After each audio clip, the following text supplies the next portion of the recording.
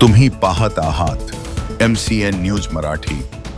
बुलढाणा जिल्ह्यातील संग्रामपूर तालुक्यात 6 जानेवारी रोजी पत्रकार दिन ठिकठिकाणी विविध उपक्रमांनी साजरा करण्यात आला। दरवर्षीप्रमाणे यावर्षीही संग्रामपूर येथील रेणुका माता मंदिरात तालुक्यातील सर्व पत्रकारांनी आचार्य बाळशास्त्री जांभेकर यांच्या अर्धाकृती पुतळ्याचे पूजन पुष्पहार अर्पण करून अभिवादन केले।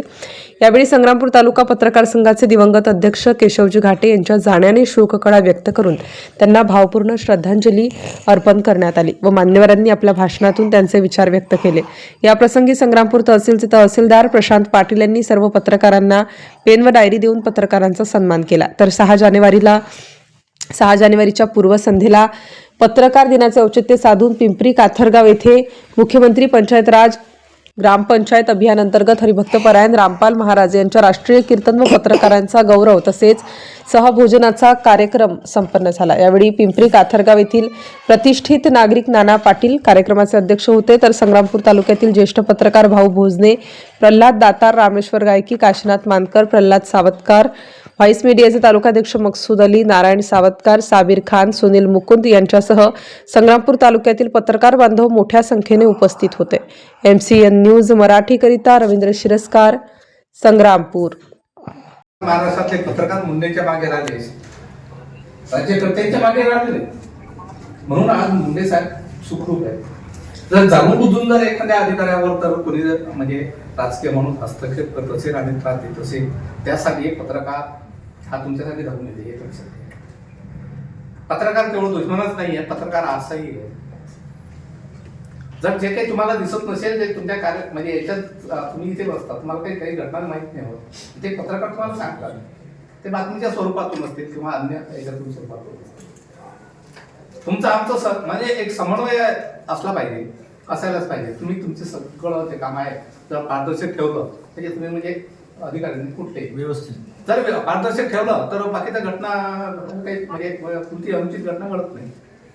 कधी कधी एखादा कलह होते, तुम्ही फार मोठ्या याच्यातून जाता, बघणं सांगत जातात त्याच्यातून जातात, त्याच्यातून तुमच्या चुका होतात आणि त्या चुकावर आम्ही नेमकं आणि ज्या वेळेस नवीन आत्म्यात रूपांतर केले जाते त्यावेळेस त्यांनी त्यांच्या मागच्या जीवनामध्ये केलेल्या कार्याचा आढावा घेऊन पुनर्जन्म प्राप्त होत असतो।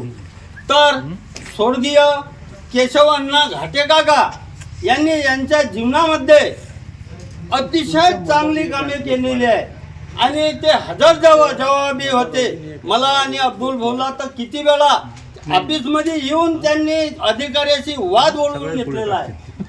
केशव अण्णा घाटे काका हे आपल्यामधून निघून गेले, पण ते आपल्यात ह्याच आहे। एका ठिकाणी वंदनीय राष्ट्रसंत श्री तुकडोजी महाराज यांनी असं म्हटलंय, क्यों मरने घबराता बंदे, मरना एक खुशहाली है, सुख की नींद लगेंगी तुझको, दुनिया मरने वाली है।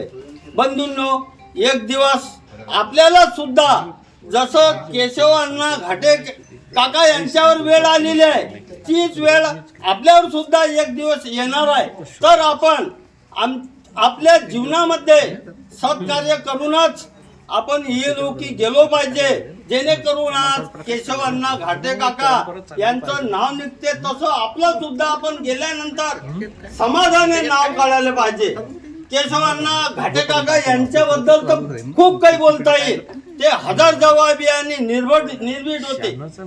काका हमेशा म्हणायचे, चिठ्ठी दाखवा आणि बलम घे, म्हणजे त्याचा अर्थ स्पष्ट वक्त होते ते। त्यांच्या जाण्याने